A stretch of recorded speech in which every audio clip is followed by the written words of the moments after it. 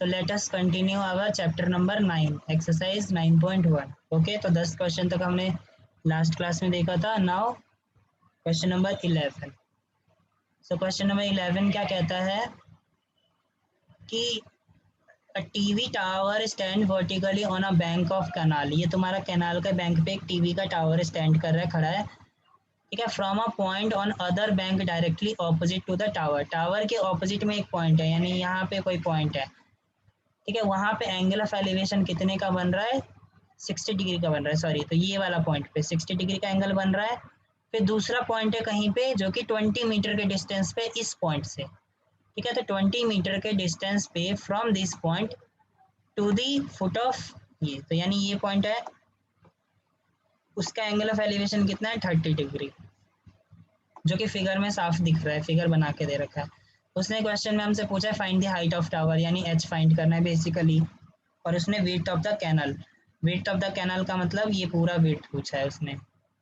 तो निकाल लोगे ये तो पिछले वाले क्वेश्चन की तरह ही है ना। इस ट्रायंगल को लोगे, ठीक है, इसे सॉरी इसे एक्स नहीं मानना, इस छोटे वाले को एक्स मानोगे, ठीक है। तो यहाँ से एक इक्वेशन बनेगा, फिर बड़े वाले को 20 प्लस बेस 20 प्लस एक्स करके बड़े वाले से दूसरी इक्वेशन बनेगा, एक को एक्स से रिप्लेस कर देना, ठीक है।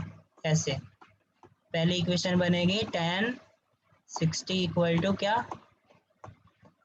परपेंडिकुलर अपन बेस, परपेंडिकुलर मैंने h माना और बेस किसको माना? x। तो ये हो गई तुम्हारी एक इक्वेशन। tan 60 की वैल्यू पुट करोगे तो अब दूसरी इक्वेशन क्या बनेगी? tan 30 equal to h, h का मतलब h ही रहेगा।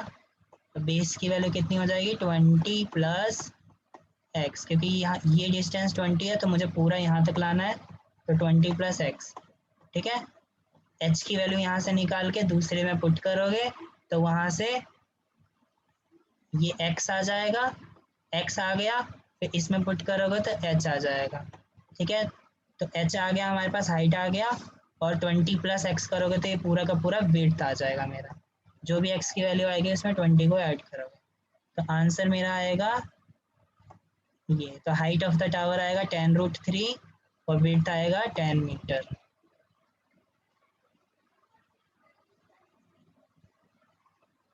Next question number 12। From the top of 7 metre high building the angle of elevation of top of cable tower is 60 degree and angle of depression to its foot is 45 degree, ठीक है। तो देखो question number 12 क्या कह रहा है कि from top of 7 metre high building, ये 7 मीटर की हाई बिल्डिंग है, the angle of elevation of top of cable tower is 60। Cable tower कहाँ है? ये है, ठीक है। केबल टावर ये है। अब उसने बोला है कि एंगल ऑफ एलिवेशन कहाँ से? Top of cable tower is 60, ठीक है। तो इसके टॉप से केबल टावर के टॉप पे एंगल ऑफ एलिवेशन कितना है? 60 डिग्री का है, यानी ये एंगल ऑफ एलिवेशन हमेशा ग्राउंड के साथ मतलब रिस्पेक्ट में बनता है। ये हो गया तुम्हारा 60 डिग्री। आगे उसने बोला angle of depression to its foot is 45 degree. तो टावर का फुट तो यहाँ पे है, तो टावर के फुट के साथ एंगल ऑफ डिप्रेशन, तो एंगल ऑफ डिप्रेशन हमेशा नीचे की तरफ बनता है, एंगल ऑफ एलिवेशन ऊपर की तरफ। तो एंगल ऑफ डिप्रेशन हमेशा इसको बोलते हैं, ओके। तो देखो हमें पता है कि ये पैरेलल लाइन, ये पैरेलल लाइन, ये पैरेलल लाइन की वजह से ये कितना हो जाएगा? ये कितना हो जाएगा? 45 डिग्री। कितना हो जाएगा? 45 डिग्री, ओके। अब दो ट्रायंगल बना हमारे पास, इन दोनों ट्रायंगल की मदद से क्या करना है? हमें इक्वेशंस को सॉल्व करना है। तो पहले इस वाले ट्रायंगल को लोगे, ठीक है। इसमें और भी क्या दिया है? और कुछ दिया ही नहीं है। तो इसे हम मान लेते हैं x और इसे मान लेते हैं h। तो सिमिलरली यहाँ पे एक इक्वेशन बनेगा tan 60 is equal to h upon x का, और दूसरा इक्वेशन क्या बनेगा? नीचे वाले ट्रायंगल को जब लेंगे तो tan 45 is equal to h, अब इस टाइम पे एच की वैल्यू कितनी है 7, तो 7 अपॉन, अगर ये एक्स है तो नीचे वाला भी एक्स हो जाएगा, तो ये एक्स, तो देखो यहाँ से एक्स की वैल्यू क्या आ जाएगी, 1045 की वैल्यू होती है 1, तो 7 अपॉन एक्स, क्रॉस मल्टीप्लाई करोगे तो एक्स की वैल्यू क्या आ गई 7 मीटर। अब इस 7 मीटर की वैल्यू को मैं यहाँ पे पुट करूँगा तो मुझे एच आ जाएगा, तो एच कितना आएगा, मैं यहाँ 7 पुट करूँगा तो 1060 की वैल्यू कितनी होती है, √3 is equal to h upon 7, तो एच की वैल्यू क्या हो जाएगी √3 या 7 √3 भी बोल सकते हो। ओके, तो हाइट आ गया मेरे पास 7 √3, यानी कि ये आ गया 7 √3। क्वेश्चन में क्या बोला था वो देखते हैं। क्वेश्चन में बोला था determine the height of tower, तो टावर की हाइट तो ये पूरा ही है, तो इस पूरे को डिटरमाइन करने के लिए मुझे ये वाला डिस्टेंस फाइंड करना पड़ेगा। तो ये डिस्टेंस किसके बराबर हो जाएगा, अगर ये 7 है तो ये भी 7 हो जाएगा। तो ओवरऑल के लिए मुझे क्या करना पड़ेगा, जो भी हाइट आया है उसमें ऐड करना पड़ेगा 7 को, तो इसमें ऐड कर देंगे 7 को, तो यहाँ से 7 को कॉमन ले लिया, तो मेरे पास आंसर क्या आया √3 प्लस 1 मीटर। पर कुछ नहीं है, दो इक्वेशन बनाओ, दोनों इक्वेशन को सॉल्व करो, आंसर आ जाएगा। नेक्स्ट है question number 13, as observed from top of 75 meter high lighthouse from sea level, the angle of depression of two ships are 30 and 45। ठीक है, ऊपर से देखा गया दो शिप है, ये देखो ये हमारा है लाइट हाउस, इस लाइट हाउस के ऊपर से टॉप से बोले ना, फ्रॉम टॉप ऑफ 75 मीटर, यानी इसकी लेंथ हो गई 75, उसके टॉप से एंगल ऑफ डिप्रेशन, डिप्रेशन हमेशा नीचे की तरफ बनता है, तो ये दो डिप्रेशन पॉइंट हो गए, एक हो गया 30 डिग्री, ये 30 डिग्री और ये हो गया 45 डिग्री, तो पैरेलल लाइन और ये अल्टरनेट इंटीरियर एंगल से ये भी 30 हो जाएगा और ये 45 हो जाएगा। ओके, अब उसने बोला 35 45, अब if ship is exactly behind the other, ठीक है, अब उसने बोला कि एक शिप जो है वो दूसरे के पीछे है, ठीक है, अगर ये वाली लाइन नहीं लिखता तो हो सकता था इस तरह पॉइंट, एक पॉइंट इधर एक पॉइंट इधर बनता, लेकिन उसने बोल दिया कि पीछे है एक दूसरे के और सेम साइड में है, तो इसलिए दोनों पॉइंट इस तरफ ही आ गए। अब देखो दो ट्रायंगल बने, तो इन दोनों ट्रायंगल के लिए उसने बोला है कि दो शिप, एक शिप सी है एक शिप डी है, तो इन दोनों के बीच का डिस्टेंस यानी ये वाला डिस्टेंस फाइंड करना है। ओके, तो इसे मान लो x, इस छोटे वाले को, तो दो इक्वेशन बनेगा, ये क्या बनेगा 1045 is equal to h, perpendicular यानी कि 75, बेस यानी कि x, तो यहाँ से x ये आ जाएगा, x की वैल्यू कितनी आ गई, ये आ गया तुम्हारे पास 75 मीटर। ओके, अब बड़े वाले ट्राइंगल को लेंगे यानी 1030 वाला, तो 1030 का क्या आ जाएगा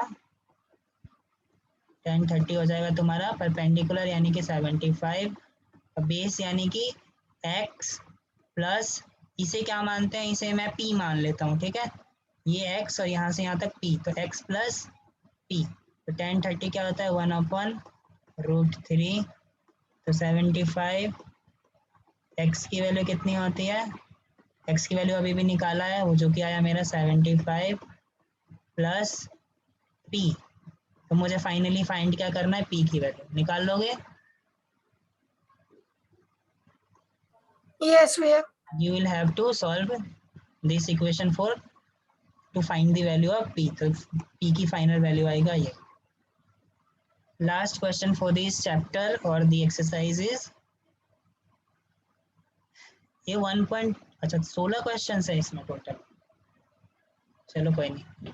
A 1.4 metre tall girl spots a balloon moving with wind, पहले बलून यहाँ पे था, अब बलून यहाँ से उड़ के यहाँ पे आ गया, ठीक है, तो देखो ये एक ट्रायंगल बना, सिमिलरली ये दूसरा ट्रायंगल बना, दोनों ट्रायंगल को सॉल्व करना है, और दोनों ट्रायंगल को सॉल्व करने के बाद उसने बोला है कि इस बलून के बीच, पहले बलून यहाँ था बलून यहाँ आ गया, तो ये जो इंटरवल था, ये जो डिस्टेंस था, इस डिस्टेंस को फाइंड करना है। ओके बच्चों, निकाल लोगे।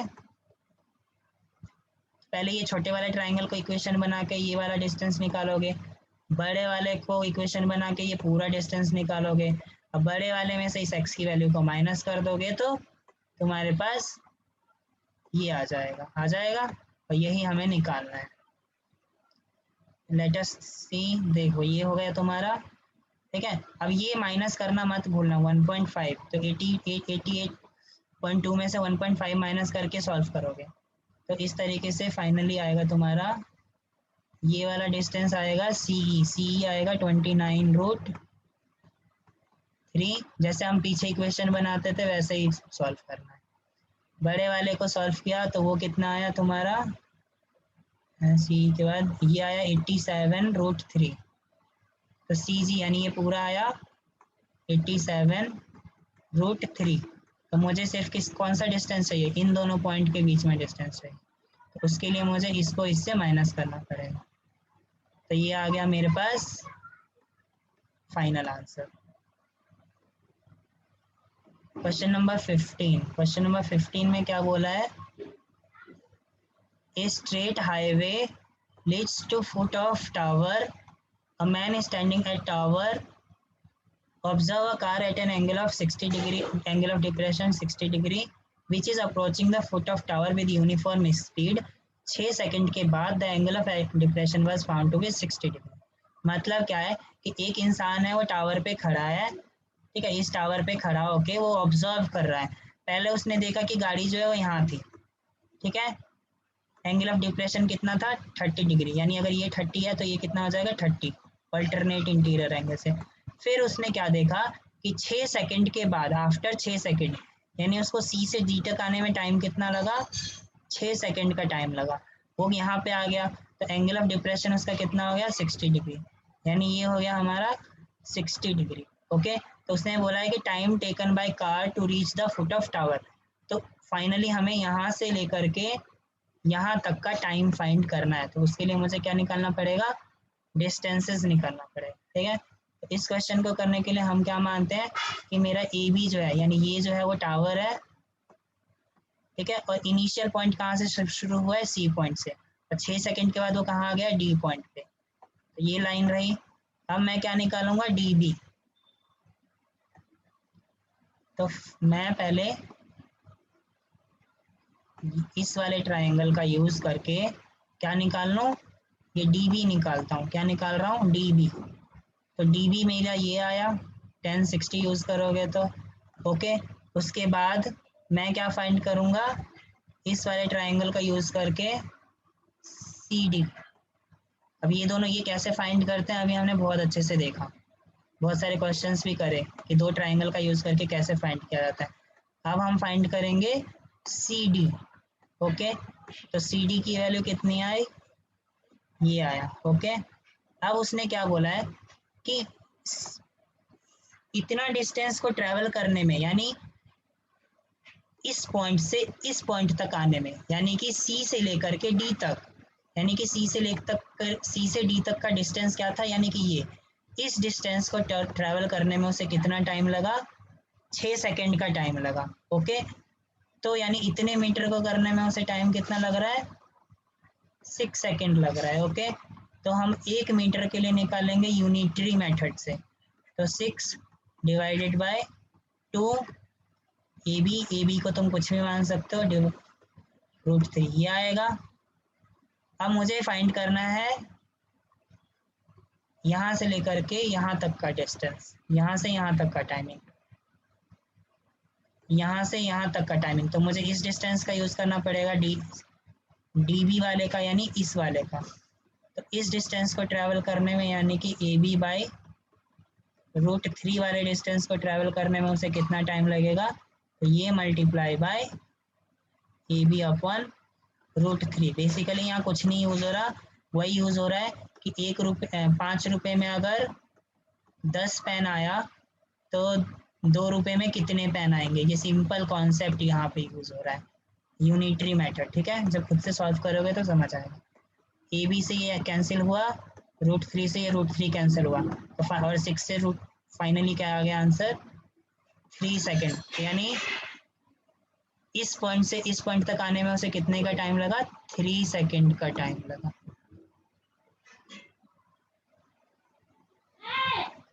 नेक्स्ट है क्वेश्चन नंबर 16।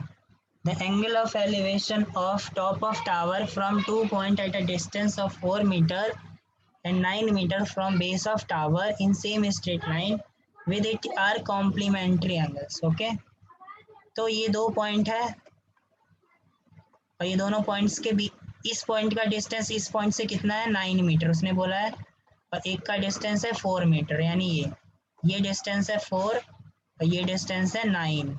ओके, ये 9 ये 4, ये दोनों एंगल एक दूसरे के क्या है? कॉम्प्लीमेंट्री। मान कॉम्प्लीमेंट्री एंगल क्या होता है? दो एंगल का सम कितना होना चाहिए? 90। तो अगर एक थीटा है तो दूसरा क्या हो जाएगा? 90 माइनस थीटा। अब मुझे एच नहीं पता तो छोटे वाले ट्राइंगल का यूज करेंगे, तो यहाँ से क्या आ जाएगा?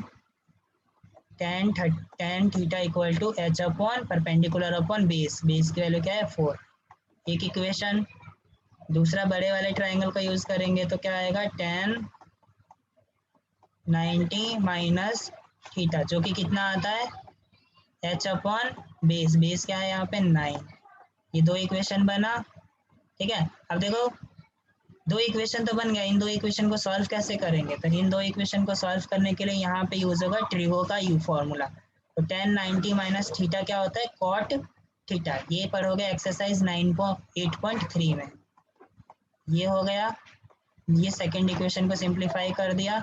अब कॉट को 10 से कैसे हटाते हैं? तो दोनों इक्वेशन को मल्टीप्लाई करना है। क्या करना है? मल्टीप्लाई। जब इसको मल्टीप्लाई करोगे तो ये तो कैंसिल होके 1 आ जाएगा और एच कैंसिल कर देंगे। 4 और 9 को मल्टीप्लाई करोगे तो 9, तो फाइनल आंसर आएगा तुम्हारा 6। मतलब इसको फाइनली इक्वेशन 1 और इक्वेशन 2 को मल्टीप्लाई करना है। मल्टीप्लाई करोगे तो फाइनली इक्वेशन सॉल्व हो जाएगा, तो आंसर आएगा 6। रूट को सॉल्व करोगे तो प्लस माइनस 6 आएगा, और माइनस तो कभी हो नहीं सकता क्योंकि नेगेटिव डिस्टेंस होता नहीं है, तो पॉजिटिव आंसर आ गया 6।